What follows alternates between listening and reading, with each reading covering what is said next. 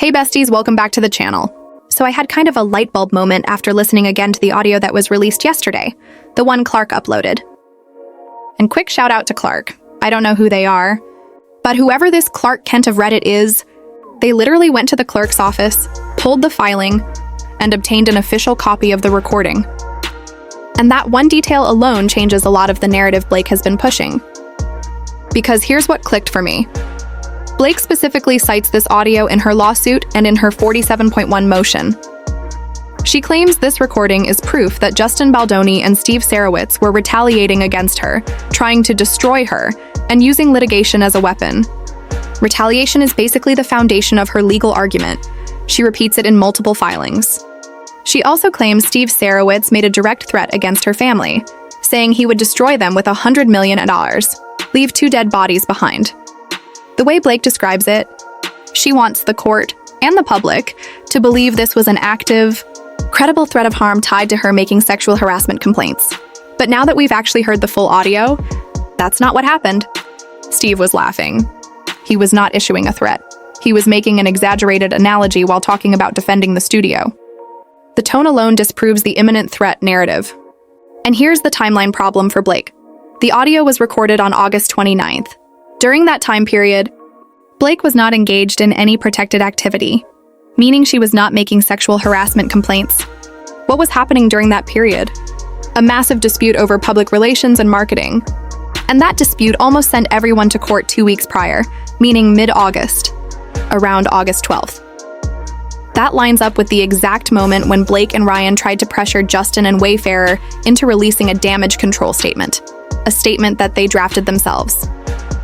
Not a harassment complaint, not a workplace safety issue, not retaliation. It was about bad press. The statement they drafted said they were taking full accountability for a troubled production and framed it as if Justin, Wayfarer, and everyone except Blake and Ryan were to blame for the backlash. And this is key. Ryan Reynolds was co-writing it, even though he is not a party to any alleged protected activity. If this were truly tied to harassment claims, Ryan would have no legal standing to be involved.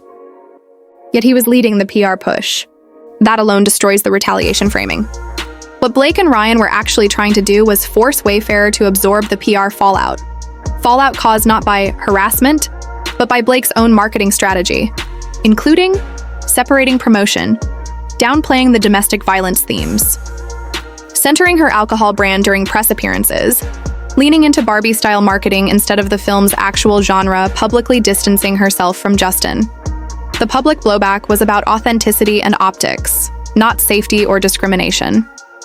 So when Steve is heard in the audio saying he has to protect the studio like Israel protects itself against Hamas, he's talking about reputation and PR warfare, not personal. Threats of violence or retaliation against a harassment complainant. Wayfarer ignored the audio in their filings because they already know it's irrelevant. They know it had nothing to do with protected activity. And now that we've heard it, the public also knows the real context. It wasn't about harassment. It was about Blake and Ryan trying to force Wayfarer to take the fall for their PR disaster. And this is where Blake's legal strategy really starts to unravel. Because once you separate what she claimed the audio represented from what it actually contains, the entire foundation of her retaliation argument collapses. She told the court this audio was proof that she was being threatened because she engaged in protected activity. But the timeline shows she hadn't made any harassment complaints at the time of the recording. What was happening? She and Ryan were under heavy scrutiny. The marketing was being dragged across TikTok, X, and press blogs. Survivors were calling the rollout tone deaf. Journalists started asking real questions. Their perfect couple narrative was cracking, so they tried to redirect the damage. They wanted Justin and Wayfarer to publicly eat the blame. Not because of anything that happened on the set, but because Blake didn't want to be tied to the backlash off the set. The audio captures the tail end of a PR war, not a harassment dispute. That's why Wayfarer refused to release the statement. It wasn't accountability. It was a shield for Blake and Ryan. And once they refused to absorb the blowback for her, Blake rebranded the exact same dispute as a retaliation issue after the fact. This is also why the lawsuit feels so backwards in narrative structure. She's reframing a marketing fallout as a civil rights complaint, hoping the emotional weight of harassment and retaliation will override the factual timeline. Because if it's not tied to protected activity, then it's not retaliation. And if it's not retaliation, the lawsuit loses its spine. And the moment you understand that, the audio stops being a smoking gun for her and starts becoming a smoking gun against her. It shows no harassment claim was being discussed. No protected activity existed yet, no threat was made. Ryan was directly involved in the PR pressure campaign, and the dispute was driven by reputation management, not safety or mistreatment. That's why they needed the public to never hear the full recording. The ambiguity was the point. The suggestion of danger did more work than the truth ever could. But now the truth is public, and it does not match her filings. Blake and Ryan have spent months gaslighting the public into believing that this dispute was about sexual harassment, when the audio proves it was always about PR control and film marketing power, nothing more. The argument wasn't about misconduct. It was about who controlled the message and who got to shape public perception. Wayfarer has the receipts. We've seen the drafted statement Blake and Ryan tried to force them to issue. We've seen internal texts advising them to lawyer up. We've seen the emails debating whether to hand over PR control to protect the couple's image. Steve Sarowitz wasn't pulled into this meeting because Blake was in danger. He was pulled in because he financed the studio and had to decide whether Wayfarer would cave to a PR hostage situation. When Steve vented his frustration in that audio, he was reacting to a marketing war, a PR ambush, threats of reputational destruction, the couple leveraging press pressure to seize control, not harassment claims. Blake and Ryan wanted control of marketing, control of messaging, control of how the public perceived the film. But the problem for them was simple. They didn't own the IP, they didn't finance the film, and they didn't control the edit.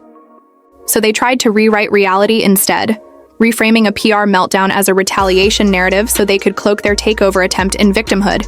And this is why Wayfarer keeps ignoring the audio in their filings. Because legally, it's irrelevant. There is no protected activity connected to it. There is no harassment complaint tied to it. There is no retaliation trigger established by it. It was a PR knife fight, not a civil rights violation.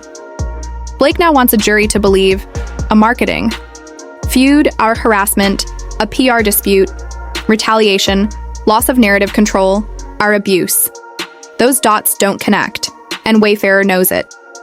In their response to unsealing, Wayfarer even pointed out that Blake tried to quote the audio selectively in court filings, while simultaneously trying to block the full audio from being heard, because full context destroys her story. She told the court it was sensitive and private. Now we know it was neither. Wayfarer's reply made it clear. The only thing Blake was trying to protect was context, because context reveals spin. If this recording was truly about workplace abuse, she would have brought it up in the call. She didn't, because it wasn't. There was no discussion of harassment, no remedies, no corrective action, just PR panic and image management. This is why Wayfarer doesn't address the recording. It's a red herring, a prop used to emotionally pad a claim that legally can't stand. Another major legal problem for Blake's narrative is Ryan Reynolds' direct involvement. If this were truly a workplace harassment safety issue, Ryan would have been nowhere near it. Husbands do not participate in internal HR retaliation disputes, especially not by drafting official statements on behalf of the accuser. But in this case, Ryan wrote the statement. Ryan negotiated the language. Ryan strategized the media fallout. Ryan managed the messaging. Not HR, not counsel. That is proof of PR, not proof of retaliation. In a real harassment dispute, you report to HR or legal counsel. The company issues the statement.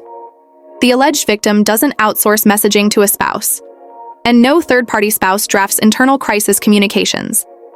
The moment Ryan inserted himself as a public-facing brand manager, the framing shifted from workplace safety to image protection, and that destroys the legal theory of retaliation, because retaliation law requires a formal protected complaint tied to workplace misconduct, followed by punitive action.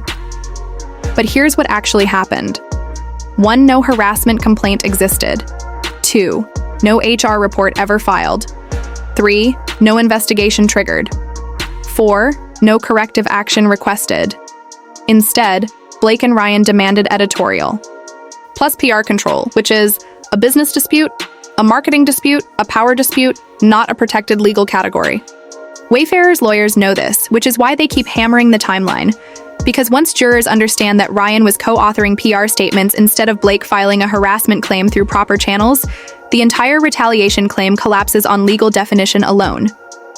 Also, and this might be the most damaging part, if Ryan was strategizing PR messaging before any alleged complaint was ever filed, then there was no retaliation, because no complaint existed to retaliate against. This is why Wayfarer keeps telling the court, this was PR warfare, not harassment.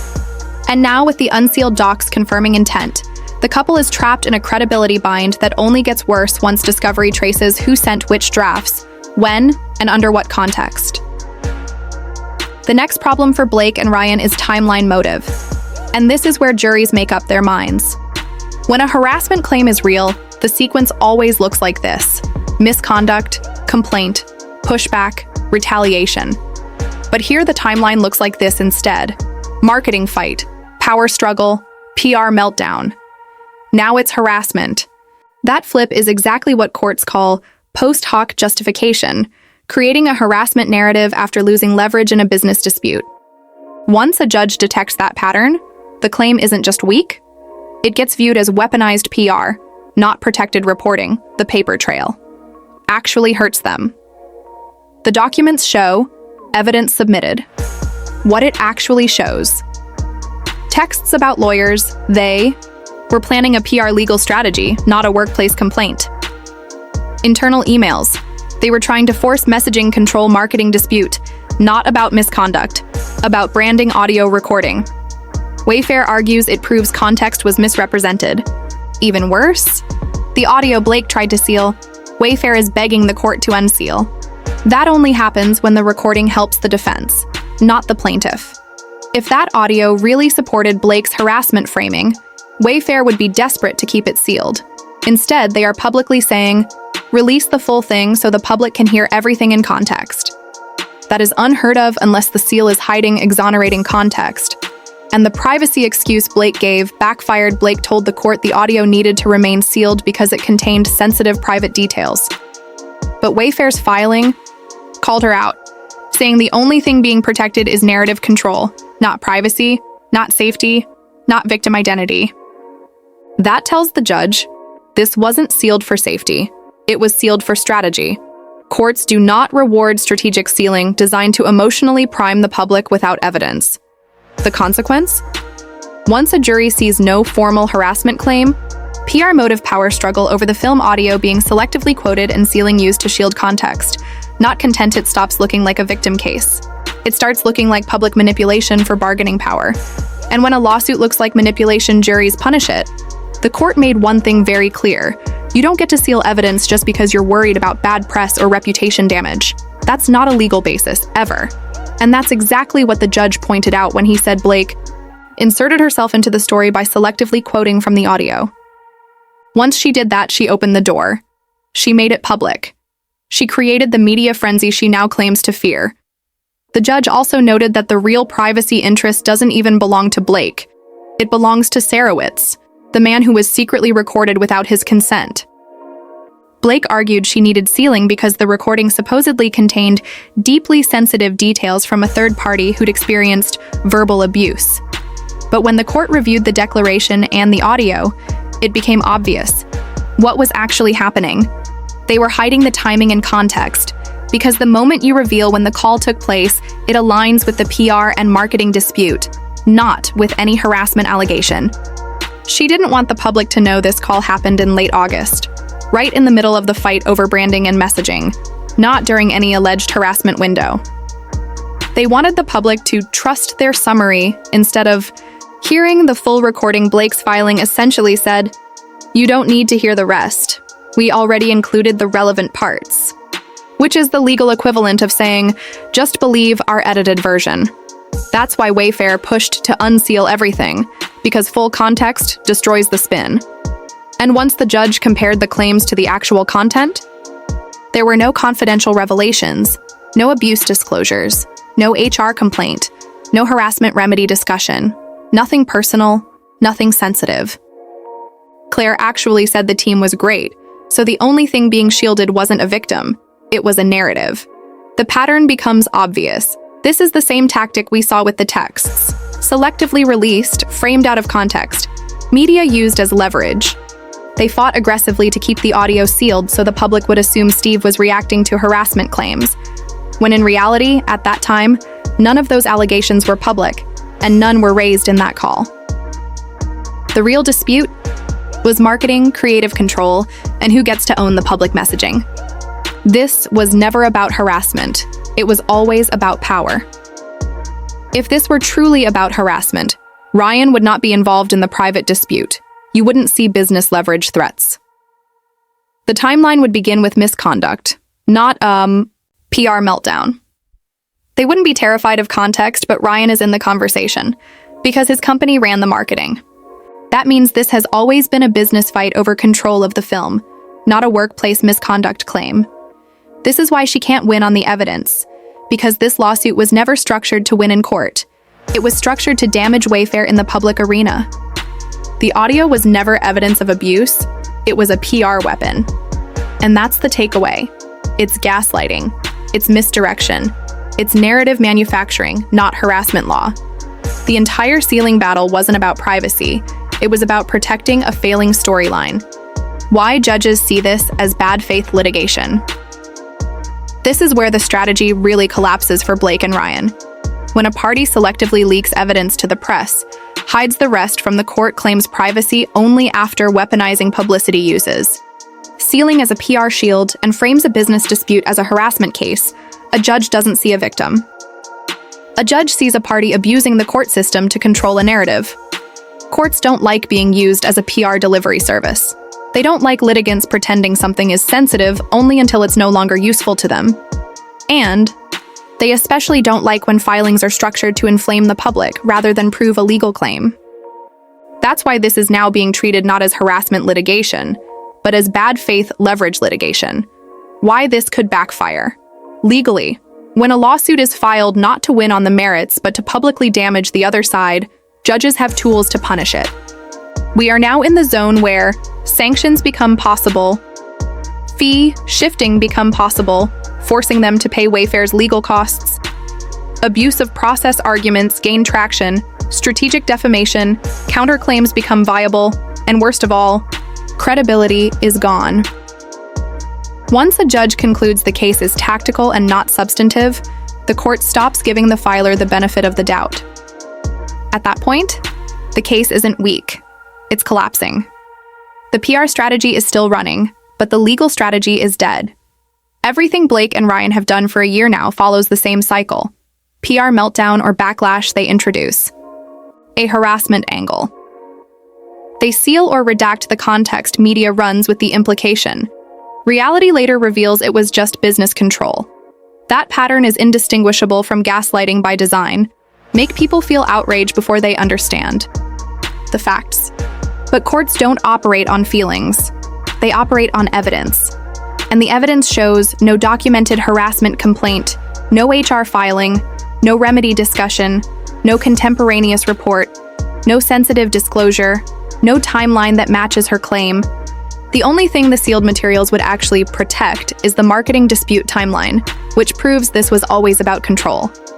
And that's why she can't win. Not because she's losing the PR war, but because there is no legal case behind the PR. This wasn't built to win. It was built to bleed Wayfarer out reputationally, but instead it exposed the tactic. And now the scrutiny is on them.